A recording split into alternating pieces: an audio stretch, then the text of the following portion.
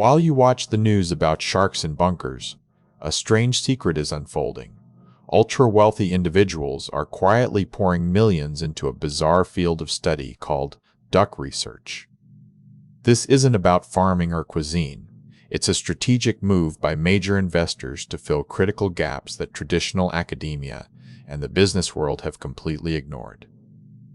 These private funders are willing to court controversy with billions in secretive investments, believing that focused research on obscure subjects provides essential tools for the scientific community.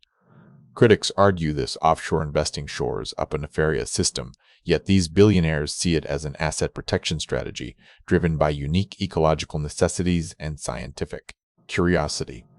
Unlike government funding, which targets public interests like the early internet, these private foundations operate in shadows to steward taxpayer dollars towards state-of-the-art research that serves hidden interests.